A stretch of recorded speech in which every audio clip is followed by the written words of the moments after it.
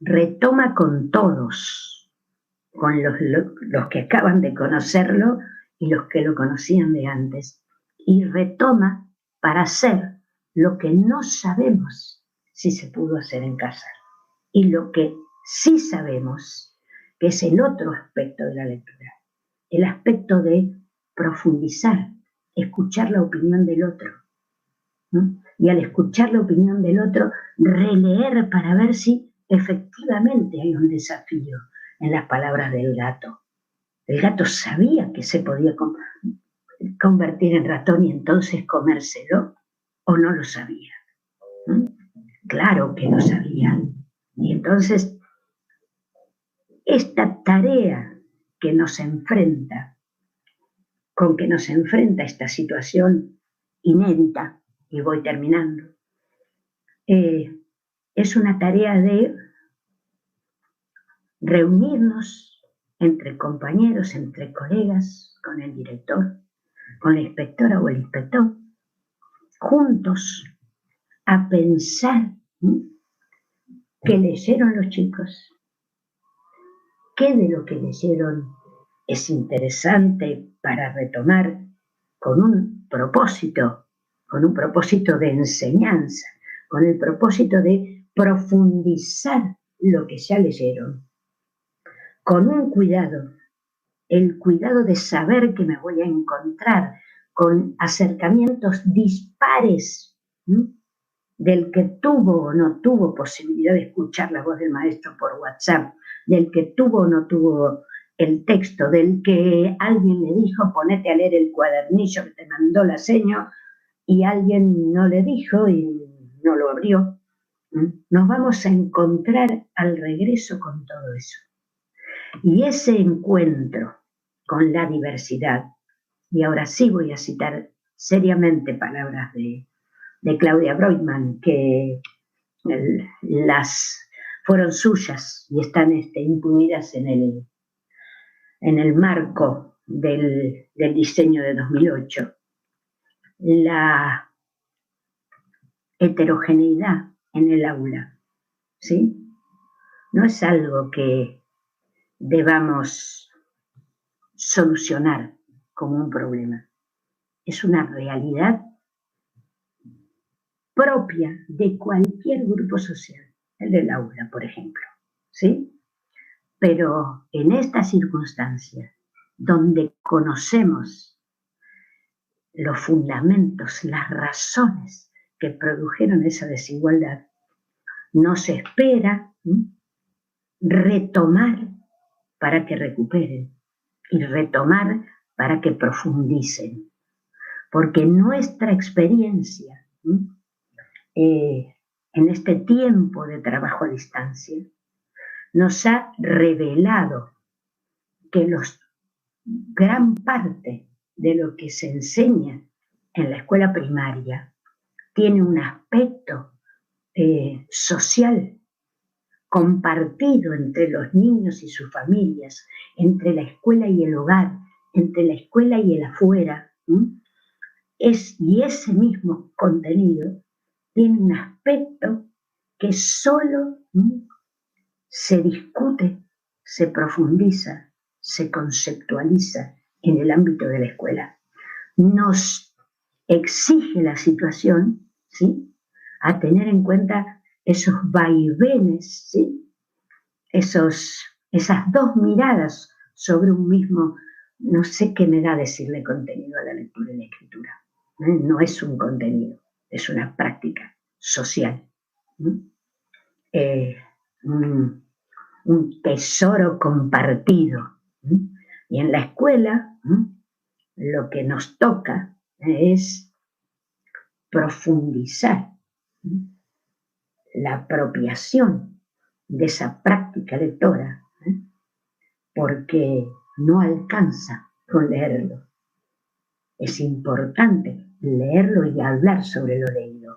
Y voy, sí, terminando con esto. Las situaciones de escritura que se proponen en los cuadernillos, que algunos de ustedes habrán usado y otros no, y ahora les estamos proponiendo que los recuperen, que los recuperen para el tiempo de distanciamiento social que nos quede y que los recuperen también para ver un enfoque didáctico, una forma de enseñanza y de organización de la enseñanza que puede sernos útil ante esta dualidad, ¿sí?, que parece que nos va a ofrecer la escuela. Respecto a la escritura, hay propuestas de escritura, ¿sí?, y además la mayoría, ¿sí?, de los familiares que rodean al niño saben escribir, escriben, efectivamente escriben. Pero ¿cuál es la diferencia respecto de la lectura que propusimos con bastante abundancia? La escritura es un elemento disponible que en los hogares mayoritariamente se utiliza de una manera cotidiana para guardar memoria, para anotar una receta, para no olvidarme de la hora en que tengo que darle el jarabe al nene, para completar una ficha, pero hay una parte de la escritura que no es de circulación social. Hay una parte de la escritura que requiere fundamentalmente de la escuela, porque es este lugar donde se revela en el aula esta parte de la escritura que no suele verse en la vida cotidiana. Piensen ustedes, no hablo de escribir una novela ni de escribir un tratado, ¿no? Piensen que a alguno de ustedes le tocó hacer el acta de la reunión con los padres de Rocío. Y entonces, antes de darla por terminada, ustedes cambian de lugar. Es decir, dejan de ser los autores del acta, como si alguien fuera autor del acta, para ser los lectores del acta. Y en esa lectura, en esa relectura, en ese cambio, en ese desdoblamiento entre el autor y el lector, ustedes releen para constatar qué día en Mar del Plata, 6 días del mes de julio de 2020, nos encontramos la directora de la escuela, y que además diga clarito, por cualquier cosa, el motivo de la reunión, el reclamo, el pedido, la sugerencia.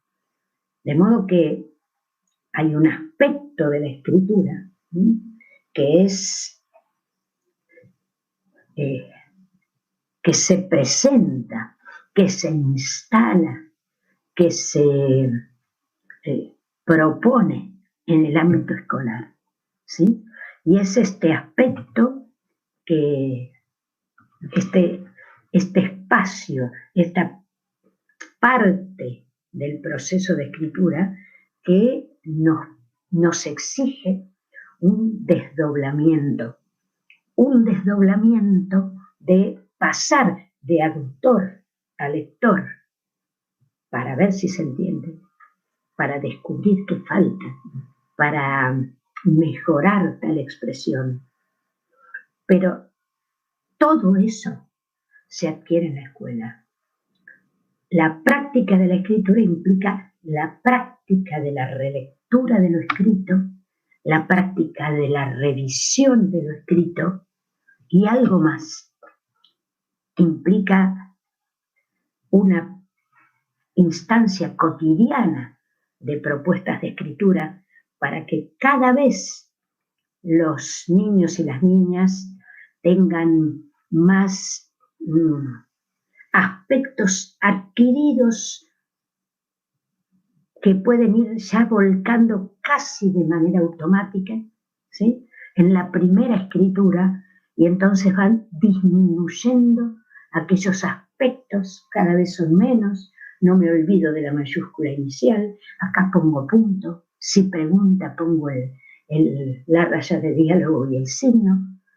Todos esos objetos de la revisión. Reviso que si el personaje pregunta, haya dicho y entonces preguntó, ¿de quién es ese? Entonces, esos aspectos de lo que se revisa son aspectos que se aprenden en la escuela.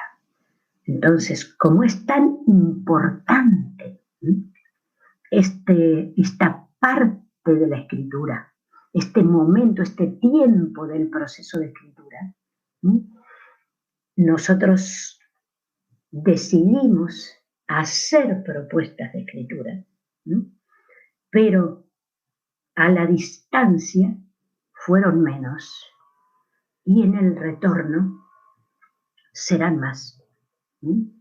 Serán más porque los chicos necesitan apropiarse de la práctica de la relectura de sus propios textos, necesitan apropiarse de la instancia de revisar si puse el signo de pregunta luego de la raya de diálogo cuando el gato le preguntó, ¿podrá usted convertirse en un animal pequeño como un ratón? Necesitan, y esas prácticas se adquieren escribiendo mucho y teniendo alrededor nuestros, tal vez a 1,5 metros de distancia, alguien que pueda releer lo que escribimos. Y un poquito más allá o más acá, a un maestro o a una maestra que me ayude a releer y a advertir qué busco cuando releo. ¿Para qué releo? Para ver si falta información, para ver si puse la raya de diálogo y el signo de pregunta, para ver.